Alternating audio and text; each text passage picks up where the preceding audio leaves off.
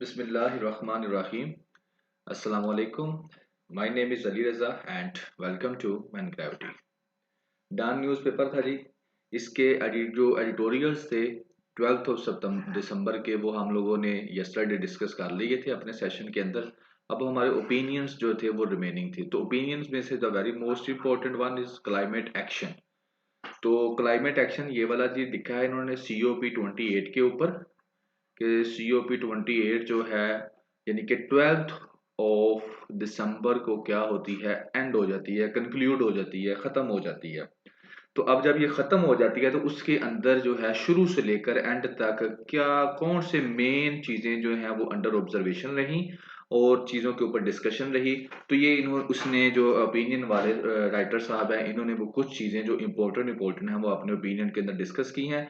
तो लिहाजा आपका जो रिगार्डिंग कंपेटिटिव एग्जाम्स जो आपका टॉपिक है क्लाइमेट चेंज कह लें, क्लाइमेट क्राइसिस कह लें, ग्लोबल वार्मिंग कह लें, कुछ भी कह लें, तो इसके अंदर इस पर्सपेक्टिव में COP28 is much important topic. वहां पर क्या हुआ और कौन कौन से मेन काम हुए ये आपको पता होना चाहिए। तो चलें जी, इसको हम जो है एनालाइज करते हैं। So any question you can ask in comment section. YouTube channel और व्हाट्सएप चैनल का लिंक जो है वो डिस्क्रिप्शन के अंदर होगा, आप वहां से हमको ज्वाइन कर सकते हैं। एंड कमेंट करके जरूर बताइएगा। और आपका जो डे क्वेश्चन होगा वो ये होगा कि COP28 जो है इसका ड्यूरेशन क्या था।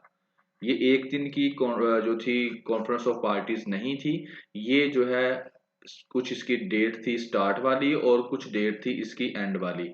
तो कम से कम आपको इतना तो पता होना चाहिए कि what will be the date, कि किस तारीख को ये शुरू हुई, कहाँ किस डेट को खत्म हुई। दुबई के अंदर ये हुई है, ठीक है ना। और आप लोगों ने ये बताना है। और नेक्स्ट जो है यही छोटा सा क्वेश्चन, एक तो आप ये बता दें कि डेट क्या थी, एंड COP29 जो है वो कहाँ होने जाएगी, कहाँ होगी।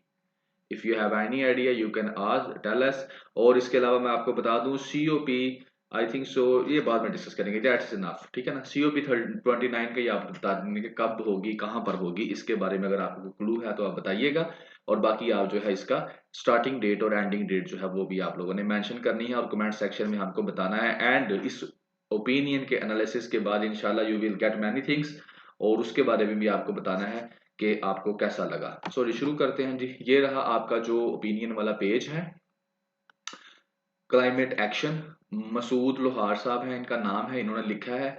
और इनका जो फोकस है वो है जो है prospects of COP28 has made the event unique. वहां पर जो कुछ ऐसे काम हुए हैं जिसकी वजह से जो COP है 28 वो थोड़ी सी यूनिक हो गई है।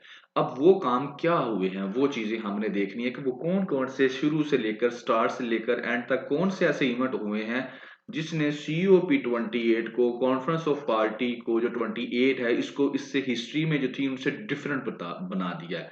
और इसके अलावा जो फाइनल एक दो डिसीजंस हुए हैं उनकी बात करेंगे। और जो मैंने आपको क्वेश्चन अभी बताया है वो आप लोगों ने कमेंट सेक्शन में बताना है कि that is what is the time duration of this COP28। So जी, डिस्कशन करने से पहले एक दो जो चीजें थी जरूरी इसके अंदर वो आपको बता दूं। फर्स्ट, UAE जो है, अक्सर बच्चों को इस जो स्पेशली मेरी नज़र में वो बच्चे होते हैं, मेरा फोकस उन बच्चों पे होता है जो बिल्कुल बेचारे अभी नए हैं। बेचारे मैं इसलिए कहता हूँ कि अभी वो 6 महीने रगड़ा खाएंगे, धक्के खाएंगे, और उसके बाद जाकर, बल्कि कई जो साल साल खाते हैं तो उनको रोड का ही नहीं पता चलता, रोड मैप क्या है, ठीक है ना। तो मेरी कोशिश होती है कि जो भी ये लेक्चर सुने, कम से कम जो इस लेक्चर में सुने, कम से कम वो उसको बिल्कुल क्लियर हो जाए, उसके बारे में उसको कोई अबहाम ना रहे, कोई क्वेश्चन ना रहे। तो मैं फिर कोशिश करता हूँ कि हर चीज को जो है ना एक जीरो से जो बिगनर्स के लिए है वो उस पर फोकस रहूं।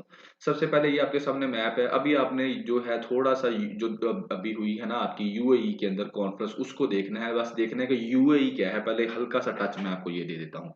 ये मैंने एक जो है एक मैप लगाया है तो थोड़ा बड़ा लगाया है, ठीक है। आस्ता आस्ता फिर हम इसके जो है ना जाएंगे, इसको जूम डाउन करेंगे, जूम इन करते जाएंगे, ठीक है ना। तो ये देखें, ये तो अबू धाबी आपके सामने नजर आ रहा है, और ये UAE का जो एरिया ये वाला है, ठीक है। अब इसके सराउंडिंग्स में क्या है, पर्शियन गुल्फ है, सऊदी अरेबिया है, ओमान है, यानी कि ओमान का इसको लगता है बॉर्डर और सऊदी अरेबिया का लगता है, ठीक है। तो ये आपने देख लिया, यहाँ से ये पाकिस्तान की लोकेशन है, ये इंडिया की, ये ईरान की। मैप आपको being a student of competitive exam her time आपके जहन में क्लियर होना चाहिए कि कहाँ पे कौन है। ये इराक है, ठीक है ना, रेड सी हो गया, अरेबियन सी हो गया। तो ये आपको इसकी लोकेशन मकसद था इस मैप से दिखाना, ये इसकी लोकेशन कहाँ पर है। ये आप बड़ा मैप आपने देख लिया। अब हम जाते हैं यूएई हमने ढूंढना जनाब। उसके बाद मैं इसको थोड़ा सा जूम इन कर लेता हूँ। तो ये आपका यूएई आ गया, सऊदी अरेबिया हो गया जी, ये आपका सऊदी अरेबिया हो गया, ये आपका ओमान हो गया और ये आपका यूएई होगा इतना सा, ठीक है। ये कतर हो गया, साथ में बहरीन हो गया, कुवैत हो गया, इराक हो गया और यहाँ पर आपका ईरान हो जाएगा। अब थोड़ा सा और अंदर जाएं तो जनाब अली ये अब आपको यूएई थोड़ा सा नजर आ रहा होगा कि ये जो पट्टी है ये वाली, ठीक है, ये सारी की सारी क्या है, यूएई, यूनाइटेड अरब अमीरेट्स, ठीक है। अब दुबई में हुई है जी ये वाली, तो ये अबू धाबी साथ में ये भी आ रहा है। तो ये क्या चीज है, तो ये जिन बच्चों को नहीं पता उनके लिए, जो न्यू है, अभी कईयों को तो पता होगा, मेजोरिटी को पता होगा, लेकिन जो बिल्कुल न्यू है, जो भी मैथमेटिक्स पढ़ के आए थे हमारी तरह, ठीक है ना, तो उनको बता दिया जाएगा कि ये क्या है। ये एक यूएई जो है ये 7 स्टेट्स हैं, अबू धाबी, अजमान, दुबई और फुजेरा और खैमा और शारजा और उमेल कुवैन, ये 7 को जब आप मिक्स करते हैं ना, ये सारे के सारे एरिए को, ये सारे के सारे एरिए को 1 2 3 4 5 6 7, तो फिर आपका बनता है UAE, United Arab Emirates. 7 states, 7 state के कम्बिनेशन को आपने क्या समझ लें कि ये है यूएई। बाकी ये इनका मैप है, यहाँ पर आपने वीडियो को पॉज करना है, मैं ज्यादा आपने ये मैप को थोड़ा सा देख लेना है कि किसका कितना हिस्सा है। सबसे ज्यादा अबू धाबी का है, ठीक है ना, और उसके बाद जो है ये आपके सामने दुबई है इस कलर में। तो यहाँ पर जो यूएई और दुबई के अंदर जो है ये हुई है COP28। तो ये आप लोगों ने खुद ही इसका मैप अब देख लेना है वीडियो को पॉज करके। आगे चलेंगे, आगे मैं इसका थोड़ा सा आपको दे देता हूँ कि यूएई जो है वो सिंपली क्या है कि मरेड है, कंट्री है वेस्ट एशिया के अंदर, ये वेस्ट एशिया का इलाका इसको कहा जाता है, ठीक है ना। और उसके अलावा इन द मिडल ईस्ट इसको कहा जाएगा। और लोकेट कहाँ पर कर दी गया, in the eastern Persian Gulf, ये आपके सामने पर्शियन गुल्फ है, इसके किसले इलाके में, यानी कि ईस्टर्न साइड पर है ये, ठीक है ना। एंड शेयर्स बॉर्डर किसके साथ है, ओमान के साथ है इसका बॉर्डर, ठीक है। और ये आपको चीजें पता होना चाहिए, क्योंकि खास तौर पर इंटरव्यू के अंदर पीएमएस में, सीएसएस में देखा है ना, आस्क क्वेश्चन कि ये वाला कंट्री जो है इसका कैपिटल क्या है, ये वाला जो चीज है ये, इसके जो बॉर्डर्स किसके साथ लगते हैं, तो ये आपको फिंगर टिप्स पे चीजें होनी चाहिए, ठीक है। और उसके बाद सऊदी अरेबिया के साथ ये आपका रहा, जिनके साथ इनका बॉर्डर लगता है, ठीक है ना। और आगे इसका कैपिटल जो है वो अबू धाबी है, करेंसी इनकी ये लिखी हुई है दिरहम है, ठीक है ना। और इनका जो है प्राइम मिनिस्टर जो है मोहम्मद बिन राशिद अल मखदूम है, प्रेसिडेंट जो है मोहम्मद बिन जायद अल नहान है। ये मैं हल्का सा रिव्यू आपको दे रहा हूँ।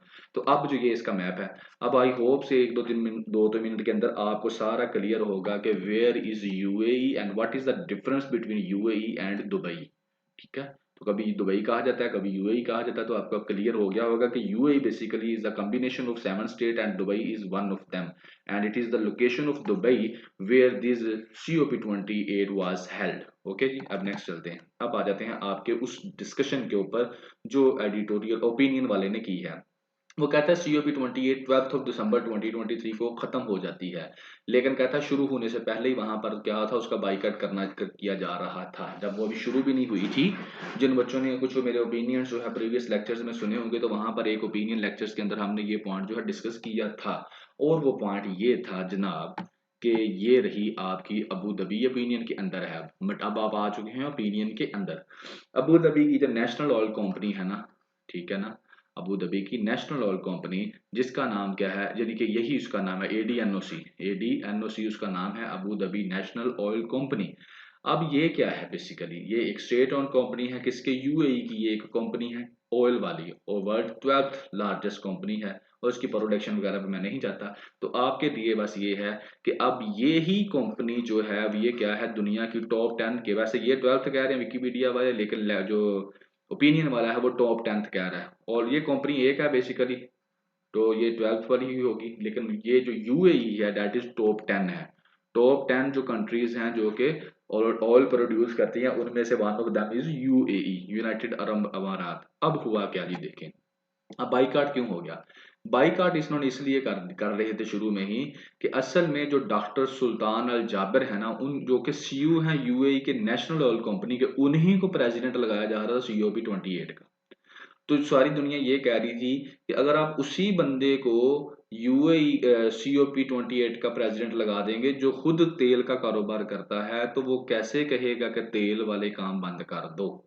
क्योंकि असल मसला तो फॉसल फ्यूल का ही है ना, फॉसल फ्यूल इंडस्ट्री, गैस, तेल, ऐसे यानी कि फॉसल फ्यूल्स जो रिसाइकल नहीं हो सकते, ठीक है ना। तो उनके उनके उन्हीं को हम बंद करेंगे तो ये क्लाइमेट चेंज का मसला होगा। उन्हीं के अल्टरनेट में हम ग्रीन एनर्जी लेकर आएंगे तो क्लाइमेट चेंज का मसला हल होगा। लेकिन आप उन्हीं के जो बंदे हैं, उन्हीं का जो हेड है, उन्हीं का जो अपना हेड है, उन्हीं कंपनी का, उसी को आप COP28 का प्रेसिडेंट लगा रहे हो। तो वो कभी भी नहीं कहेगा कि जनाब यार ये फॉसल फ्यूल को खत्म कर दो, ठीक है ना। तो पहले तो इसके ऊपर जो है ना झगड़ा बना हुआ था, ठीक है। लेकिन चलें जी, COP28 शुरू हो जाती है तो यही झगड़ा और जो है शिद्दत अख्तियार कर जाता है जब एक मिसकोटेड वर्ड यूज किया जाता है। अब होता क्या है कि ये जो प्रेसिडेंट साहब हैं, डॉक्टर सुल्तान अल जाबिर, जो कि CEO हैं UAE के नेशनल ऑयल कंपनी के, वही जो है क्या है, प्रेसिडेंट है COP28 के। ये अब खिताब करते हैं, अब ये कहते क्या है, नो साइंस, कोई ऐसी साइंस नहीं है indicating that a phase out of fossil fuels is needed to stop global warming। तो ये कहे कि इनका फॉसल फ्यूल जरूरी नहीं है टू स्टॉप ग्लोबल वार्मिंग, कोई ऐसी साइंस नहीं है। तो बाद में वो कहता है वो मेरे से गलती हो गई, ऐसा नहीं करना, ये मेरे से मिस कोट हो गया है। तो इसको लेकर भी लोगों ने वहां पर क्रिटिसाइज इसको किया कि ये आप लोगों ने क्या कह दिया है। बहरहाल ये तो होगी बातें जो स्टोरी के पर्सपेक्टिव में हुई थी कि COP28 को अगर आप क्रिटिसाइज करना चाहें, पेपर पर्सपेक्टिव में अगर आप क्रिटिसाइज करना चाहें, इसके नेगेटिव्स को लेना चाहिए, that is one of them कि खुद ही ये तेल बनाने वाले हैं और खुद ही ये COP28 के हेड बने हुए हैं। तो ये कभी भी फॉसल फ्यूल को खत्म नहीं करेंगे, कोई भी इंसान अपना कारोबार तबाह नहीं करता। आगे कहता है कि बहरहाल ये चीजें तो हो गई, अब कुछ पॉजिटिव चीज भी हो गई। अब पॉजिटिव क्या होगी कि वहां पर लॉस एंड डैमेज जो इशू था ना, लॉस एंड डैमेज फंड जो बनाना था, वो जो है वहां पर बन गया है अब, ठीक है। उसके ऊपर जो है डेवलपमेंट हुई है। और दूसरी एक और ये चीज हुई कि जो है UAE वो एक ऑटोक्रेसी है, यानी कि वहां पर आप, वहां तो ना तो पॉलिटिकल पार्टीज हैं ना लेबर यूनियंस हैं, और ये बिल्कुल वहां पर बैन है। लेकिन COP28 के जो रूलर्स हैं उनको दुनिया ने ये कहा कि जनाब आप जो है ना अलो करें एंट्री ह्यूमन राइट रिसर्चर्स की। तो वहां पर मुख्तलिफ किस्म के जो ह्यूमन राइट रिसर्चर्स थे वो वहां पर आए, और बाद में रिजल्ट क्या लिखा निकला, उन्होंने वहां पर जो है UAE में जहां पे COP28 हो रही थी उसके बाद उन्होंने प्रोटेस्ट भी किया। तो ये एक नई चीज सामने आई कि वो वाली कंट्रीज जो खुद ऑटोक्रेसी के, यानी कि जिन्हें जहां पर गवर्नमेंट है, उन्होंने ये जलसा जुलूस करने की, प्रोटेस्ट करने की इजाजत दे दी, इसलिए ये COP28 दूसरों से डिफरेंट रही। आगे एक और कहता है कि वहां पर एक और प्रोटेस्ट हुआ, वो क्या था, फलस्तीनियों के साथ जो फलस्तीन गजा में जो हो रहा है उसको लेकर क्या किया गया, प्रोटेस्ट किया गया। और उनके साथ सोलिडेरिटी जो है वो यानी कि उसके बारे में प्रोटेस्ट किया गया, सोलिडेरिटी जो है वो प्रूव किया गया। और साथ साथ डिमांड किया गया कि उन लोगों को रिलीज किया जाए जो प्रो डेमोक्रेसी को एक्टिविटीस्ट हैं, जो कि जेलों में पड़े हुए हैं UAE में और इजिप्ट में, उनको भी क्या किया जाए, रिहा किया जाए। अब ये सारे काम किसने किए, ये सारे के सारे कराम जनाब अली UAE में हुए, जहां पे COP28 हो रही थी उसके बाहर, ठीक है। और ये परमिशन किसने दी, जो उसकी गवर्नमेंट ने दी। क्यों दी, क्योंकि इंटरनेशनल जो ऑर्गेनाइजेशन थी उनका प्रेशर था तो उन्होंने उनको परमिशन दे दी। तो ये चीजें जो मैंने बताई हैं ये सारी की सारी डिफरेंट हैं, ऐसा कभी पहले UAE में नहीं हुआ। आगे वो कहता है कि जनाब असल में बात ये है कि ज्यादा बातें करने की जरूरत कोई नहीं है, कि जो भी है ना यहाँ पर जो COP28 है वहां पर सारे के सारा जो कंट्रोल है ना, वो सारी की सारी COP28 जो है ना वो रिलाय कर रही है यूनाइटेड नेशंस की ब्यूरोक्रेसी के ऊपर। वहां पर किसी जो NGO का कोई काम चक्कर नहीं है, किसी गवर्नमेंट डिपार्टमेंट्स की कोई नहीं सुन रहा, बस यूनाइटेड नेशन ब्यूरोक्रेसी ने सारा का सारा जो अपने हाथ में ये सारा मामला रखा हुआ है। लॉस एंड डैमेज फंड बनाना है, किसको कितने पैसे देने हैं, क्या करना है क्या नहीं करना, बाकी वहां पे कोई किसी की नहीं सुनी जा रही। और आगे वो कहता है कि ये मैं क्यों बात कर रहा हूँ, ये इसलिए कर रहा हूँ कि COP28 का जो प्रेसिडेंट है ना वो बड़ा एक्टिवली इंगेज था, किन के साथ, स्टेक होल्डर्स के साथ, NGOs के साथ, सिविल सोसाइटी के साथ, ऑब्जर्वर्स के साथ, बिजनेसमैन और इंडस्ट्री वाले लोगों के साथ बड़ा एक्टिवली वो बातें कर रहा था कि COP28 के बारे में। तो इससे जो है ये सारे के सारे जो एरियाज हैं ये बेसिकली डायरेक्टली इनडायरेक्टली कंट्रोल होते हैं यूनाइटेड नेशन से।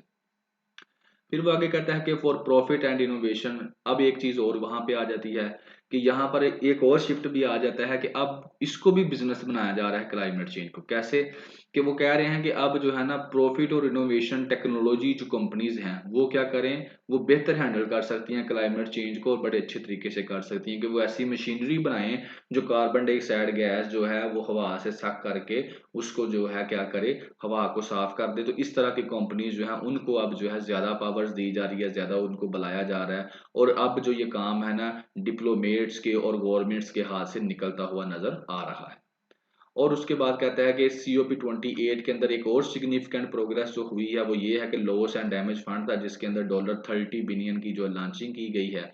और इसके साथ साथ जो है 51 ऑल कंपनीज ने क्या किया है, कमिटमेंट की है कि 119 कंट्रीज की 51 ऑल कंपनीज हैं जिन्होंने क्या किया है, ये कमिटमेंट की है कि वो क्या करेंगे, डीकार्बोनाइज करेंगे और ट्रिपल कर देंगे अपनी रीन्यूएबल एनर्जी, यानी कि जो पहले फॉसिल फ्यूल्स वो यूज कर रहे थे उनको वो क्या करेंगे, कम यूज करेंगे और अपनी जो रीन्यूएबल एनर्जी है उसको वो ज्यादा कर देंगे। कहता है कि दिस प्रोग्रेस जो है ना, ये प्रोग्रेस भी जो है ये बड़े क्वेश्चन उठा रही है। क्यों? क्योंकि अब जो क्लाइमेट डिप्लोमेसी है ना वो क्या हो रही है, वो अब कंट्रोल वही इंडस्ट्रीज कर रही हैं जो इसको क्या कर रही हैं, पोल्यूटेड कर रही हैं, गंदा कर रही हैं for profit technology business, profit tech business के हिसाब से। यानी कि ऑयल कंपनीज जो रीजन है इस सारी गंदगी को करने की, क्लाइमेट चेंज में कार्बन डाइऑक्साइड गैस को पैदा करने की, वही कंपनीज अब क्या कर रही हैं, डायरेक्टली इनडायरेक्टली वो कह रहे हैं कि हम ऐसी मशीनरी बनाते हैं जो क्या करे, कार्बन डाइऑक्साइड गैस को सक कर ले। तो बजाय वो इसको बंद करें, वो आगे से मशीनें बना के और बिजनेस करना चाह रहे हैं। तो ये आप देख सकते हैं कि दुनिया कितनी कॉम्प्लिकेटेड है। आगे जो यूएई क्या कह रहा है, यूएई की जो पोजीशन है इसके ऊपर वो कहता है फॉर रनर है, वो क्लाइमेट इनोवेशन के ऊपर काम कर रहा है और इन्वेस्टमेंट कर रहा है डीकार्बनाइजेशन के ऊपर। और इसकी एग्जांपल ये है कि उन्होंने सितंबर के अंदर एक बड़ा स्टोरेज प्रोजेक्ट लगाया था, इंट्रोड्यूस करवाया था, जिसका डिजाइन ये था कि वो एलिमिनेट करेगा ग्रीन हाउस गैस को जो एमिशन हो रही है, कितनी, जितनी के तकरीबन 500,000 पेट्रोल पावर कार जो है ना, कि ये आधा मिलियन यानी कि तकरीबन 5 लाख कारें जितना पेट्रोल इस्तेमाल करके जितनी साल में प्रोड्यूस करती है ना कार्बन डाइऑक्साइड गैस, तो उसको वो क्या करेगा, उस कार्बन डाइऑक्साइड गैस को कैप्चर करेगा और उसको स्टोर कर देगा। और आगे फिर दोबारा ADNOC जो कंपनी का हमने ऊपर जिक्र किया, तो वो भी ये कहती है कि हम नेट जीरो ग्रीन हाउस के ऊपर काम करेंगे और अपनी एक्टिविटीज को इतनी स्पीड से बनाएंगे कि हम 245 तक जो है ना बिल्कुल इसको जो है खत्म कर देंगे फॉसिल फ्यूल्स को और आगे चलेंगे। हालांकि जो ये 5 years earlier than initial plan, हालांकि प्लान ये है कि 2050 तक इसको एंड अप कर दिया जाए। और दुबई भी जो है वो कोशिश कर रहा है कि वो 75% जितनी भी पावर जनरेशन कर रहा है वो क्या करे, क्लीन एनर्जी सोर्सेज का से करे, यानी कि 2050 तक जितनी भी वो पावर पैदा कर रहा है तो कह रहा है कि 75% मैं क्या करूंगा, क्लीन एनर्जी से पैदा करूंगा। तो ये सारी बातें वहां पर हुई, लेकिन इसका क्रक्स ये है कि फॉसिल फ्यूल्स के ऊपर फोकस रहा। ठीक है ना, कि यही बात गई कि असल मकसद जो था वो ये है कि वो वाली चीजें जो कार्बन डाइऑक्साइड पैदा कर रही हैं, अब वो चीजें कौन सी हैं, वो है जनाब अली फॉसिल फ्यूल्स, और उनको खत्म किया जाए, उनके ऊपर जो है वो उनको यानी कि बैन किया जाए। लेकिन उसके साथ साथ जो है आपको बताया है कि उस उन्हीं कंपनीज की, ऑल कंपनीज के जो हेड हैं वो COP28 के प्रेसिडेंट लगे हुए हैं। वही मुल्क जिनकी बड़ी बड़ी ऑल कंपनियां हैं वही COP28 के क्या बने हुए हैं, उनके मेजबान बने हुए हैं, जैसे UAE है। ठीक है ना, यूएई के अंदर दुबई है। तो आप फिर यहाँ से खुद ही क्रिटिकल एनालिसिस अच्छे तरीके से कर सकते हैं कि क्या आउटपुट्स आ सकती थी। बहरहाल जो जो वहाँ पर ओपिनियन वाले ने डिस्कस किया वो सारी चीजें आपके साथ डिस्कस कर दी गई हैं। दैट इज टुडे ओपिनियन जो था इसके अंदर वेरी मच इंपॉर्टेंट था। कमेंट करके आपने जरूर रिप्लाई देना है क्वेश्चन का भी, एज वेल एज के लेक्चर आपको कैसा लगा। So have a good day, thank you very much.